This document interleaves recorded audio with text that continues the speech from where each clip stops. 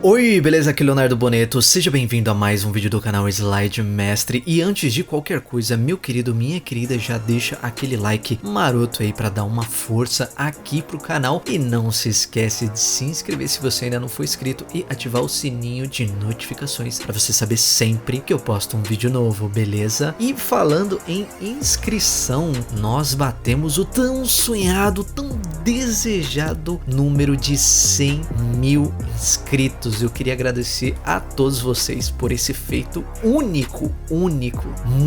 Muito obrigado a cada um de vocês. O último vídeo, inclusive, foi uma homenagem que alguns inscritos, né, e algumas pessoas que acompanham o canal fizeram ao nosso trabalho. Foi muito bacana da gente gravar essa experiência e compartilhar com vocês. Espero que vocês tenham gostado também. E falando nisso também, eu me lembro muito bem de ter prometido para vocês que quando a gente alcançasse esses 100 mil inscritos, eu compartilharia com vocês um template muito fera. Então aguardem, em breve, muito em breve, talvez na semana que vem já, eu compartilhe com vocês esse template e eu tenho certeza que vocês vão gostar bastante aí. E mais uma vez, obrigado por essa marca tão incrível e todo o apoio de vocês. Bom, vamos ao vídeo de hoje. O vídeo de hoje é mostrando mais um speed art de um UI, uma User Interface aqui para vocês, dessa vez dessa série nova chamada The Boys, uma série muito bacana que eu tenho assistido e que tem me feito refletir bastante sobre realmente